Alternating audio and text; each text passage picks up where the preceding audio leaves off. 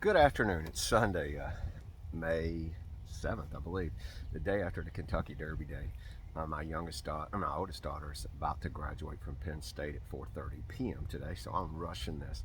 Also, this is my third video that I've made in the dating spectrum. I've been dating for 10 years, and trust me, it has not been good. I turned 60 on April 11th, and that's been quite a challenge in dating in your 50s. It's a heck of a lot different than dating at your 40s, your 20s and your 30s or your teens. A lot of different considerations. We all get a lot more set in our ways than that. So why this video? Well, I just figured, in many ways, maybe this video, the third video, I'd like to think if you've been doing this for 10 years, you've learned and you're trying to get better. But I did take some criticism on the second video. That was a little bit long, so I want to apologize to you in advance.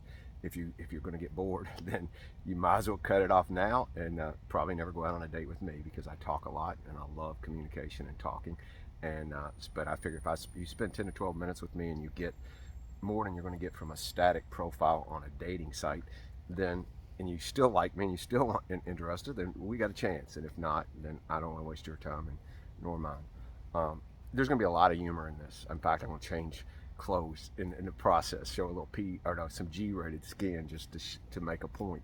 Uh, the basically, this video also is kind of to avoid catfishing. There's one common complaint about dating these days, or online dating these days, it's catfishing. I had it in my profile this whole time, basically for the decade.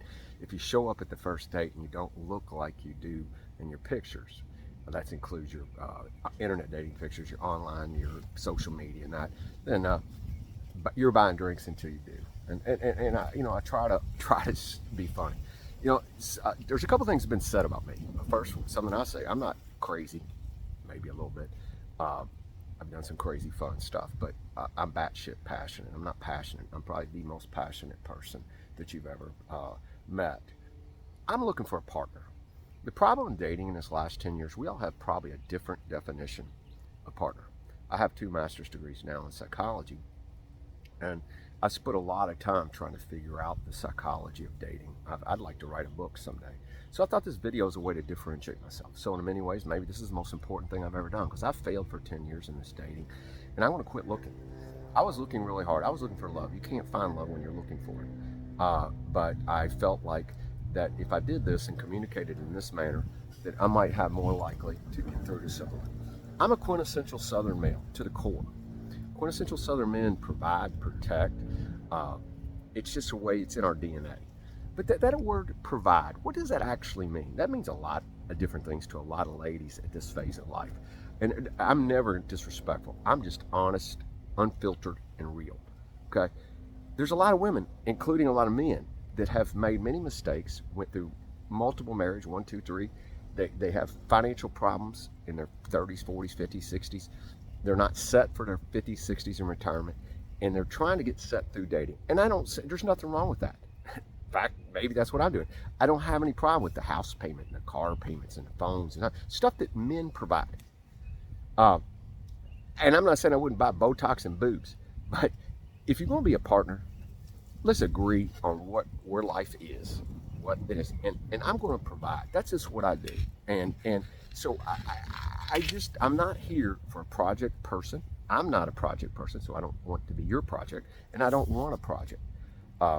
She has to be not afraid of risk. Let me just be honest. I'm a serial entrepreneur. This is my 4th company. Okay, that's all I've been. My brother is a great man, and 3 years younger, and he worked for UPS for 35 years and retired. We grew up in the same house, same parents, same food, same school, same family, same everything. And I got the entrepreneurial curse. And if I look at, I've had 2 failed marriages, married 17 years and almost 7 years. And if I had to take the blame, and there's part of it is for me to blame, I'm gonna put on my sunglasses if you don't mind. I don't like sunglasses. I'll take them off on and off periodically. No, they're a little bit dirty right now. But the reality is it's hard to understand what an entrepreneur is, because you go up and down. The good news is at 60, I turned 60 again in April, 2 weeks ago, or April 11th, I guess it's now coming up 3 weeks. Sorry, I got some notes over here to the side. I'm also sapiosexual. A lot of people text me on face or on Match.com or dating sites. What is sapiosexual? What's Mensa? I'm 3 points shy of Mensa certification. And that means, you know, I have a fairly high IQ, even though I do stupid shit. Uh, but you know, I think intelligence is sexy. You know, it's not boobs or butts or eyes or lips or whatever. It should be your attraction point. It should be the brain and the heart. Um, Turning 60. How do I consider 60? The 25th anniversary of my 35th birthday. Why 35? I just felt like I finally learned enough. I was somewhat settled. I already had children, and I was a better man, and I've evolved. I'm so much different 5 years today than I was 5 years ago. So I don't act 35. I don't think 35. My spirit's not 35. My routine, my attitude, my exercise, none of that's 35. But I got probably some need from some people who've been watching this video up to this point for some Botox. I've been described as the Energizer Bunny. I exercise 6 days a week for 25 years. One of my shareholders once said about me, you know, I'm going fast and kind of randomly, I have ADHD, that Dave is either the most conventional, unconventional guy, or the most conventional, unconventional guy. So now I'm going to do a change of clothes. I live in Florida. I've lived on the beach for 40 years. Okay, I wear shorts, flip-flops. This is the first time I've had on a tie since Derby last year. So I don't wear ties. There's no need to wear ties. People in the technology, I did this to kind of impress you all in the meeting, show you respect. I had, out of the last 10 years, I'm most proud of, I met many, many great ladies over the last 10 years, but I'm most proud of the two that the relationships that meant the most to me, and they were just amazing ladies, that didn't work out. I don't think they ever seen me in a tie, except for at Derby. And last year at Derby, I couldn't even find my belt because I never wear a belt. I wear shorts, flip-flops, a dress shirt, and a sports coat. And I do mediations, arbitration, teach, consult, all online. So what I'm going to do now is a little PG flashover. So that way, if you want to see my body a little bit, just joking. It's not nothing to see. But, you know, the thing is, I want to get on my other uniform, because people, if somebody sees this as my friends, they're going to say, damn, why'd you get dressed up like that? Because you don't ever wear that. And so what I was going to do is change into my normal outfit, and voila. Okay? This is what you see me in normally. And that's because I live on the beach. I'm glad I'm living on the beach. I was a Reagan Republican. I wore blue sports coat, gray pants, IBM uniform for too long. I ain't ever getting in that uniform again. So this is it. That's why I live here. Okay. If I got so much I want to say. You know, I love to drink. I'm a pretty good drinker. Like, meaning when I drink, I turn into a big old teddy bear. Like, if you want to see me feisty and kind of like challenging, watch me when I'm sober. But when I get to drinking, it's just a habit because of watching people over the years, just to get laid back, relax. But what's happened, and I see it more, maybe I'm just noticing it more. The two ladies I have for wives, amazing ladies, they didn't drink a lot. Okay, and us guys on the beach, us boaters, the guys are out here, you know, we drink for hours, which is not good. I don't do that anymore like I did back in the old days. But that's kind of where, you know, the routine of which we got in. I just tired of people drinking too much, where it affects their emotions, where it just changes them. And I don't like people who drink to hide, you know, or to mask their pain. Especially don't like, you know, as a psychologist, I'm very aware of every mental drug, or not every, the majority of mental drugs that are out there. And I don't know one that mixes with alcohol.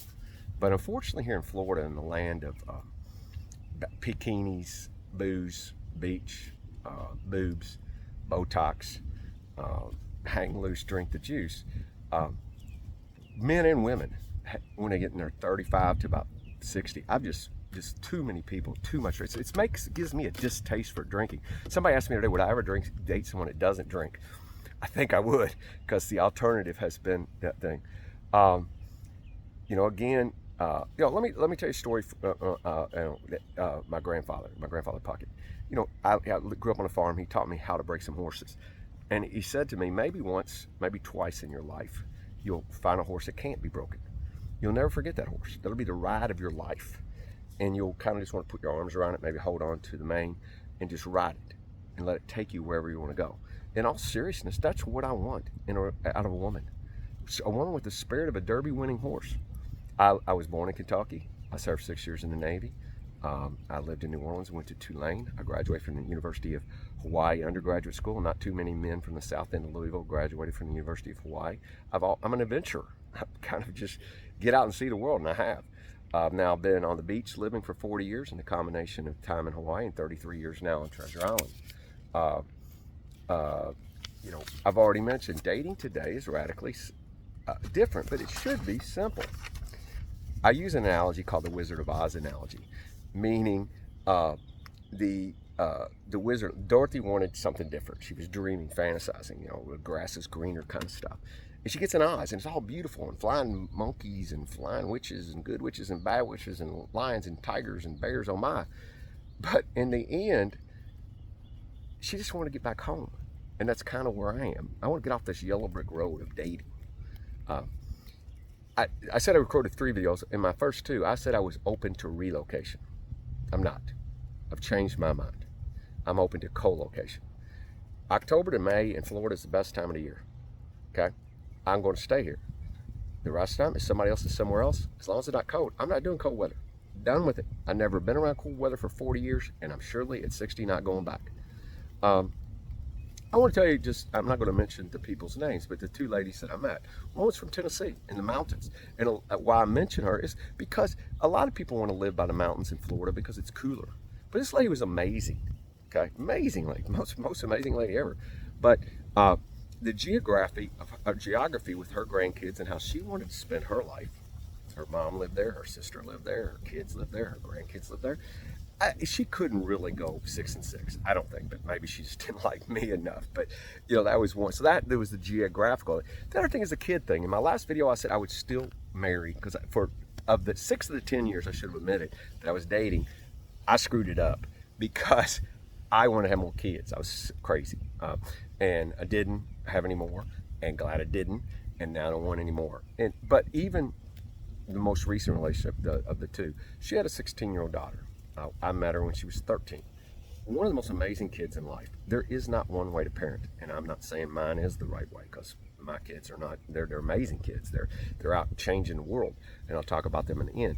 But the way she parented was so radically different than me. And I just used stuff like pot. She said, "Well, you might as well get them some pot because if you don't, they're going to buy it anyway." I'm glad my parents didn't have that attitude, and I'm not criticizing her. But it is hard to date somebody with children and come and go, "Daddy's home." Well, you can't be daddy. Just kind of hanging out. You're the dude that lives in the house with mom until she gets the kids ready, depending on age. Now, if you come in young, I'm not coming in young. Not. So I've got what's called a 30-30-30 plan. I've been on it my whole life. It was a 25-25-25 plan. I mean, party for 25 years, work for 25 years and raise kids, build a nest egg, and then give back to society for 25 years. Well, I didn't have my oldest daughter until I was 31, so I extended that party 25 years to 30. So now I'm 60. I'm trying to near up to sell the company. When I sell the company, by the way, is called avoidcourt.com. It's a new brand. The website, don't pick on it yet. It needs to be fixed. And I got it to confuse my competitors because I don't really want them to know what I'm doing. But by this year, you're going to know what I'm going to do. I've already said I'm not looking for a project. I'm looking for a partner. I don't want a prenup. One of my friends suggested one time, because I like living on the boat. I had a 50-foot boat. I lived on it. I was happy. You're not going to find a woman that's going to want to live on a boat. So when I find the lady, my objective is to have a house and a boat, a big boat, 70 foot is my goal. And then if in the worst case, I don't want to even, prenups are like predetermined that you're going to fail. Her house, my boat, make it simple if it gets, because I'm not doing another nasty divorce and nobody wants it. There's no need to it. She needs to appreciate or not be intimidated by technology. If she knows technology or she knows the legal field, and that way she could help me with my business or just be a good springboard for my thought, even better. What's my typical day, month, year? My typical day, month, year it's been this way for 30 years. We live in Florida. I exercise. I work 10 to 12 hours a day, Monday through Thursday. I do not work weekends, Thursday, Friday, or Saturday. I haven't. I will not the remainder of my life. And I don't, would I marry a nurse? Well, I don't know. But she has to be close to not having to do all those weekends and nights. Would I marry a realtor? I don't know. You can't say no. All these things are desires. The Rolling Stones say you can't always get what you want, but you always get what you need. But I just rather have somebody that somewhat matches my time. Let's say she's up in Kentucky. Why Kentucky? Well, that's where I'm from. I have 100-something family members in Kentucky. And if I was going to move, and to move away from there cost me as far as emotionally, and being gone from a family cost me, I thus want I would consider a lady for Kentucky. So somewhere she's out. Would I consider another place? Sure. My second wife was from Rochester, New York. It's about as radical from Kentucky, but up in the Finger Lakes area, it's a beautiful place to spend in the summer. So net, I prefer Kentucky because if I'm going to spend someplace other than Florida. Lastly, the Great Loop.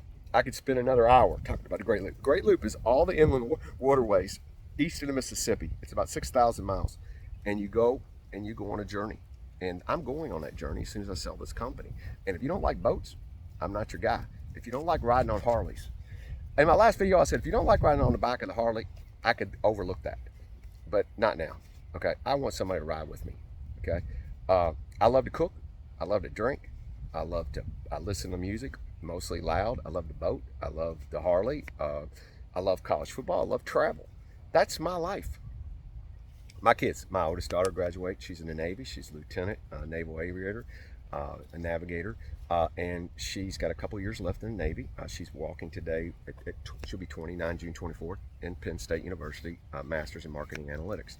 My youngest daughter, be 27 in July. I got her degree in architecture from both are University of Florida grads, and she's a commercial construction project manager, building big buildings. She's an amazing rock star in herself.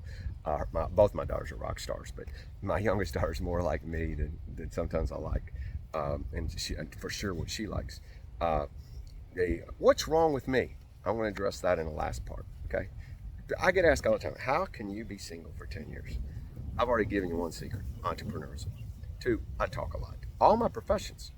And I came out of the womb, my mom said talking a lot, so it's not like I want to decrease. Sorry, it is what it is. I love communication, I love talking, and I think I always say to people in the psychology world that you could have sex 4 hours a day, best sex you ever had, and so you're just like, this is the best sex. You still got to be with the person for 20 more hours a day, 7 days a week, 365 days a year. So you got to have the package. Okay, the serial entrepreneur is my biggest reason. That I don't have a person. My talking gets a tad bit annoying, but I think it's manageable. It surely was in both of them. I was happily married twice, very happily married, for the most part. I mean, in that. So I'm not going to, after I do this company, as I said about my 30-30-30 plan, I'm nearing the time to sell the company. Now, I'm not going to retire. I don't want to retire. My brother, he looked forward to retire. A lot of my friends now at this age, they can't wait to retire. Fuck, excuse the language. I don't want to retire. I love what I do. I do what I do for free, and I have been doing it for less than I should, for way longer than I should. But I'm going to sell the building. I'm not going to sell the company. I'm going to buy a big commercial building, 5 stories. I'm going to rent the first 4 stories to service the mortgage. I'm going to get in the top. I'm going to build a few conference rooms, a lot of cubicles, some offices, and I'm going to rent it to entrepreneurs, and I'm going to give them free rent. And I'm going to exchange it for mentoring them and taking ownership of space in their company. So that's my goal. Build the company within the next 18 to 36 months, sell, buy a second big boat, do the Great Loop, live in Florida at least 6 months of the year, eat, drink, listen to music loud, boat, Harley, college football, South, all of the world. If she has a bucket list, I've been almost everywhere. If she has a bucket list, we'll go on her bucket list. We'll go everywhere. Even if I've been every place she's ever been, whenever I go, it'll be like the first time I ever went, because we'll be experiencing it vicariously through her. Lastly, I'm not looking anymore. I put on January after the failure of my last relationship. She was amazing. We're engaged. We're engaged. We're engaged for 45 days. That sounds a little irresponsible, but there's a long story behind it. If you care to, after you listen to this video, if you want to hear it, I'll be glad to share. It's kind of a funny story, but I'm not going to look anymore. I'm getting off of dating, so I'm recording this video. I'm going to post it on Facebook. I'm going to ask my friends. I have close to 2,000 connections and friends and family on Facebook. If y'all know one person that might be between 45 and 55. Now, I'm not, I don't want to go lower than 45, but I might go above 55. But forward a video. And if they're interested, they will. There's got to be a girl between 45 and 55 in Kentucky or elsewhere, done raising her children, and would be enticed to move to Florida. Now, it could happen as soon as possible. I could rent her a room, and she can come down here, and we can practice this, because that's the problem with dating long distance. It sucks. And when I look at the 2 failed relationships of the 2 girls that I really liked the most, distance was an issue. and that's got to be removed. Okay, I'm not leaving Florida. So if you want me, you're going to have to eventually, and sooner the better, come here at least 6 months out of the year. Thank you. I don't know how many people will listen to this, but thank you for watching.